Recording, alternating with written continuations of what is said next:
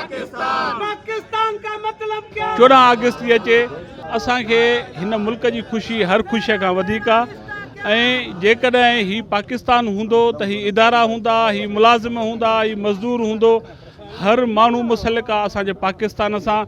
असांखे वॾी ख़ुशी आहे जो असांजी तंज़ीमूं असांजे मुल्क जो अवाम पाकिस्तान जी ख़ुशी मल्हाए रहियो आहे असां सलाम था कयूं उन्हनि जोधनि जवाननि खे जेके पाकिस्तान जे बका लाइ क़ुर्बानी ॾेई रहिया आहिनि ऐं पाकिस्तान जी सलामतीअ लाइ ॾींहं राति जाखुड़े रहिया आहिनि पाक फ़ौज खे सलाम पाकिस्तान खे सलाम। अॼु असां पूरी सिंध ज़िले हेडक्वार्टरनि में ऐलान कयो त हिकिड़ो पुरनमूने रैलियुनि जो इनकाद थिए जशन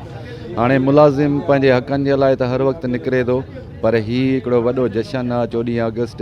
जेको पाकिस्तान आज़ादु थियो उन हवाले सां असां मुलाज़िमनि पाण ते फ़र्ज़ु सम्झोसीं ऐं मुलाज़िमत तॾहिं आहे जॾहिं हीउ पाकिस्तान आहे हीउ हुकुमरान तॾहिं आहिनि जॾहिं पाकिस्तान आहे त अॼु असां इन जशन खे मल्हाइण जे लाइ हिन रोडनि ते निकितासीं ऐं दुनिया खे ॾेखारियोसीं त पाकिस्तान ज़िंदाबाद हुयो आहे ऐं रहंदो पाक फ़ौज जे उन्हनि शहीदनि खे सलाम पाक फ़ौज जे उन्हनि गाज़ियुनि खे सलाम जेके हिन मुल्क जी हिफ़ाज़त था कनि पाकिस्तान ज़िंदाबाद। असां जेको आहे सो हर साल जीअं जेको आहे सो हिन साल बि आज़ादी जो ॾींहुं ऑल पाकिस्तान क्लार्क एसोसिएशन तरफ़ खां जेको आहे सो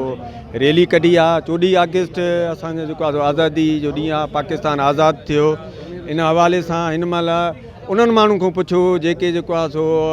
कब्ज़े में आहिनि असां हिन महिल आज़ादु आहियूं पाक फ़ौज असांजो मज़बूत फ़ौज आहे दुनिया उनखे जेको आहे सो मञे थी ऐं असां उन सां जेको आहे सो गॾु आहियूं पाकिस्तान ज़िंदाबाद। छा चवंदासीं 14 अगस्त ख़ुशीअ जो ॾींहुं आहे पाकिस्तान असीं आहियूं ऐं असीं आहियूं त पाकिस्तान आहियां पाकिस्तान असांजी दिलि में आहे जान में आहे 14 अगस्त जो सेलिब्रेशन मां 14 अगस्त हज ते हुयमि काबतुल्लाह में उते मके पाक में बि असां 14 अगस्त मल्हायोसीं 14 अगस्त ऐं ईद जो ॾींहुं आहे पाकिस्तान हमेशह ज़िंदा आहे पाबंद आहे ऐं असीं पाकिस्तान जो ख़ुशीअ जो ॾींहुं 14 अगस्त मल्हाईंदा आहियूं पाकिस्तान ज़िंदाबाद।